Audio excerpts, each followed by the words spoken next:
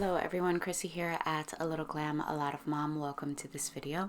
If you don't know me, I'm a homemaker and homeschool mom of 5 from age 7 through two 18-year-olds at the moment in their senior year of high school and simultaneously in their their sophomore year of college. Today's video is fitting to that introduction because it's about how one homeschool mom, that's me, bridges the age gap in our homeschool. And for some context, the widest age gap between my kids is 7 years. The one-room schoolhouse concept is my go-to approach to bridging the gap between siblings of varying ages. Younger children learn by observing older siblings, while older ones reinforce their knowledge and leadership skills by mentoring the younger ones. Shared reading time or read aloud. An older sibling reading out loud to the younger child is a wonderful opportunity for this. Another example is through shared projects that everyone can contribute to regardless of their age, especially in life skills, for example, gardening. In differentiated instructions, for example, where lessons are tailored to accommodate different learning levels. So a single topic can be explored in varying depths, working in more basic concepts with younger children and older children engaging in more complex material. So for example, let's take a very simple but broad topic like multiplication. So with Bella, we can explore double-digit multiplication. With Noah, we could explore memorizing our times tables, and with Luna, we can explore multiplication through skip counting. Homeschooling multiple children of different ages can feel like a balancing act, but it also provides a unique opportunity for fostering collaboration and growing relationships across age groups. And finding ways to bridge that age gap is the key to creating that successful learning environment. So today I'm sharing some strategies I implement to help make my multi-age homeschool run smoothly and effectively. Educational games and hands-on resources. Choosing open-ended hands-on resources or games over a structured curriculum not only allows for more creativity and exploration, but it provides flexibility to tailor learning experiences to each child's unique needs and strengths at their own pace. This goes hand in hand with the differentiated instruction I mentioned earlier, while fostering a fun and inclusive environment. For this activity, we utilize the double-sided USA and continents tracing board by Jennifer, paired with a few small coin sets to assess geography skills. For Bella, I provided the small coins to match the abbreviations of the states on the board without a timer. For the teens, we taped and blocked out the abbreviations of the states on the board, relying only on the geographical location and the form along with a timer. Hands-on resources usually goes hand in hand with shared resources. Unlike textbooks or curriculum, the same resources or materials are often used across multiple ages and subjects. Using shared resources minimizes the need to purchase various materials for different age groups, making it a budget-friendly option for big homeschooling families. Along with the obvious of investing in these quality materials, just ensures durability and long-term usability in our homeschooling and our family. Choosing guides over textbooks for a multi-age homeschool setup can provide more flexibility and customization, which can be especially valuable when teaching children of various ages and abilities simultaneously. Guides provide a general outline of the subject or topic. They engage in discussions and group activities, projects, exploration into the topic, and collaborative learning, whereas a textbook tends to be prescriptive to grade levels. So 3 main topics that I look for in a good guide are book lists. A good guide will usually provide book lists for varying age groups. Extension activities. These are activities suitable for younger children, but also offering more in-depth tasks or discussions for older children. This allows everyone to engage with the material at their level. Of course, focus projects and hands-on learning. And We always like to incorporate journaling, whether the guide suggests it or not. You may have heard me refer to it as a main lesson book, and I'll come back to that point later on in the video. Here's an example of a guide we're saving for the near future, a Florida history guide, and I'll have it linked in the description box if you're interested. So if you notice here, with each lesson, the maker of this guide provides a book list suggestion for elementary, and there's one grouped for middle school ages. Instead of dry textbooks, here we're supplementing with living books and documentaries. There's a journaling element, and this is when the differentiated instruction is applied again, and I'll show you some examples of our journaling. But here I'd encourage some simple map tracing, coloring and labeling the continents and oceans for my youngest. But for my older students, I'd ask for more specific labeling, maybe creating a map key, a compass, mapping out the routes we're discussing as well. I do find it harder to find one guide to bridge wider gaps like elementary and high school. So sometimes I take two guides on the same topic and sort of dissect the guide, take the meat, spit out the bones sort of sense, and make it our own. That's what I did with Beautiful Feet, American history, because to be honest, I didn't love this as a history guide on its own. Starting with the book list, it was too watered down for us. The journaling suggestions were just all busy and fluff in the elementary guide. However, I did sort of combine both, and although the timeline and the guides themselves, like the format, were not exactly the same, deconstructing it to work for us, we were able to meet in these periods of history through books, modifying projects and documentaries and the recipes. Those we did enjoy.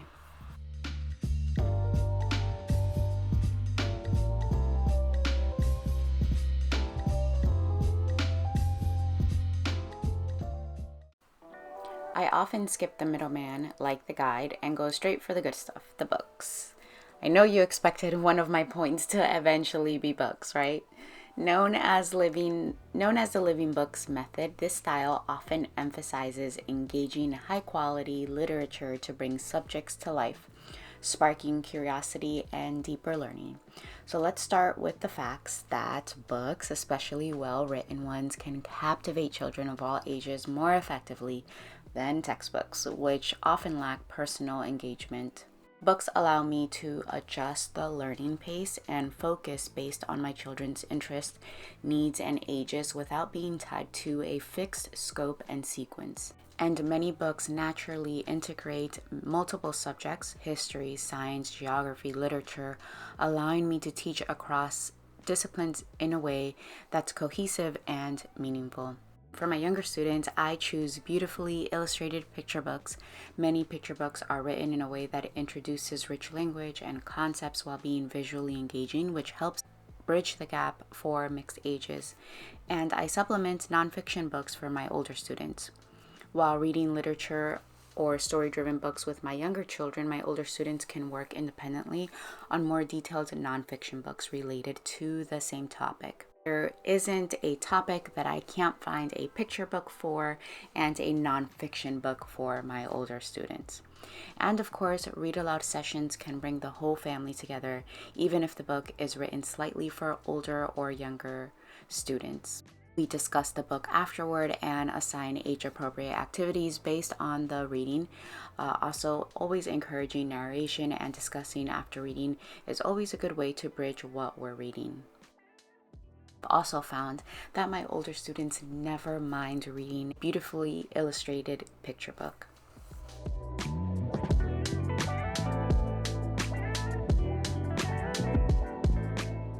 So we briefly touched on documentaries or docu-series. So we also foster an inclusive schoolhouse setting by thoughtfully selecting documentaries or docu-series and structuring the learning experience.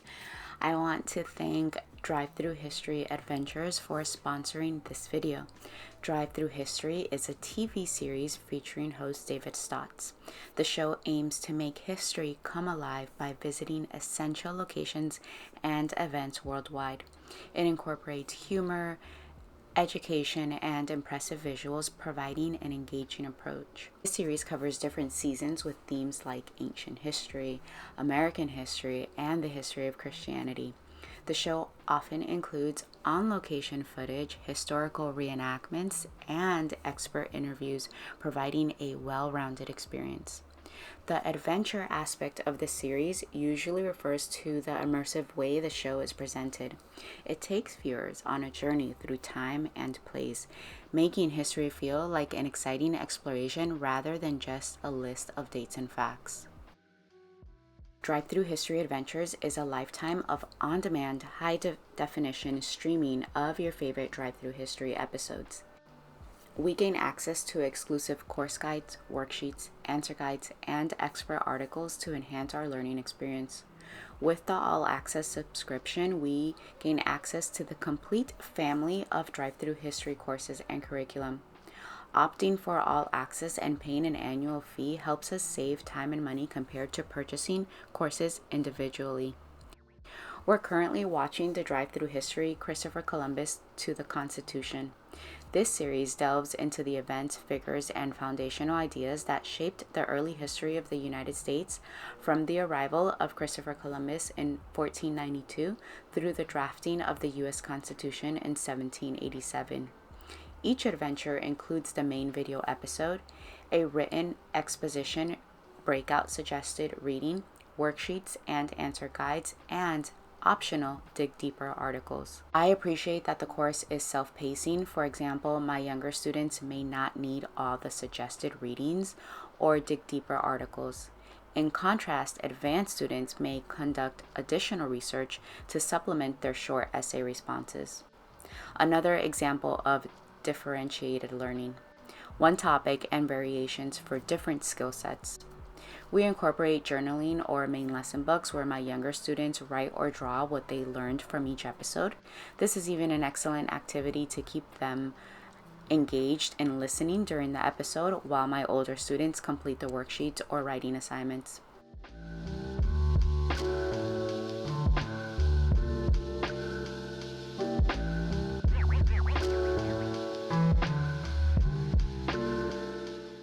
The show's exploration of historical sites offers an excellent opportunity to interweave geography. This is when I lay out a spread of resources like our maps and books to explore the locations visited in each episode and discuss the geographical significance of these places. There are numerous ways that Drive-Thru History Adventures could serve your family and your homeschool. It could become your family's new favorite TV series or serve as a comprehensive history curriculum with all the supplementary materials included. All the details for Drive-Thru History All Access, including a link to their website and a promo code, will be available in the description box of this video. Thank you again to Drive-Thru History for sponsoring this video. Field trips and learning experiences. These experiences provide hands-on learning opportunities that engage all ages, allowing each child to learn at their own level while sharing a common experience. These trips foster collaboration and communication between siblings, allowing them to teach and learn from one another. Museums are rich with educational opportunities and typically offer exhibits that cater to all ages. Many science museums have interactive exhibits where younger kids can learn through touch and exploration, while older children love that as well, but also engage with more complex scientific concepts such as physics or astronomy, for example. Visiting historical sites or reenactment villages can bring history to life for all ages. For our younger children, we focus on simple concepts like what life was like back then and how people dressed and cooked and worked, while my older students can explore the broader historical contexts such as colonial history, for example, or military strategies or political revolutions. Exploring national parks or nature-based outings can foster a deep appreciation for geography, geology, and the environment. Investigate local flora and fauna, map the trail, or study the geology of the park. They can also complete junior ranger programs, which are often designed for a range of ages. We did that for many years with our students. I shared a video about a geometry and nature block where my family visited a local garden looking for key geometric concepts on site. It offered a dynamic way to explore math through hands-on real-world applications and engaged my students of all ages by showing how geometric concepts appear naturally in their environment. I supplemented with nature journaling and later on even created this printable for Made to Homeschool, which is available for members in the Made to Homeschool library. I included extension activities for older children like the Fibonacci sequence, geometric modeling, field measurement and data analysis, and more. I'll also leave more info about the Made to Homeschool community in the description box of the video. Notebooking and or journaling are highly flexible, personalized learning tools that work well in a multi-age homeschool setting. They allow children of different ages and skill levels to engage with the same material, but at their own pace and depth, while giving them a creative outlet to process and reflect on what they're learning. Each student can record their learning in a way that fits their abilities through drawing, writing, and organizing information visually, and it can be used across subjects, science, history, language arts, and math, and can be easily adapted to different levels of complexity. Journaling or main lesson books can be integrated into various subjects. Here I have two examples. We have history notebooks. While studying the same historical time period or event, my younger children draw scenes from the time period, label them, and write short narrations, while my older students choose to opt out of illustrations for history and just opt for their written work.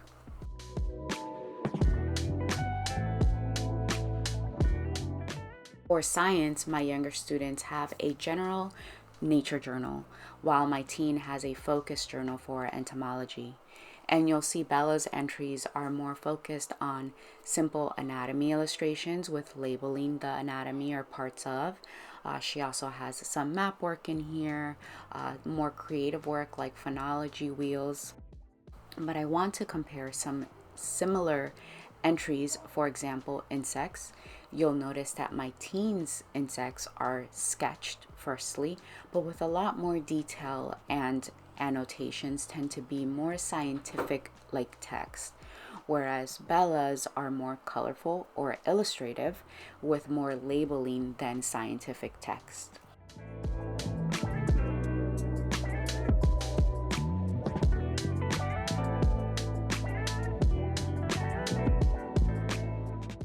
All right, everyone, I hope you found my tips helpful in bridging the gap in a multi-age homeschool, and that it doesn't have to be daunting. You don't need 8+ hours a day to teach multiple ages. You don't need a clone of yourself. The key here is to embrace the differences in your children's abilities while fostering a sense of collaboration and connection and togetherness. Remember that the beauty of homeschooling is the freedom it gives to tailor education. If you have any more questions, drop them in the comment section of this video. If you enjoyed this video, please let me know by giving it a thumbs up. Subscribe if you haven't already. Thanks so much for your love.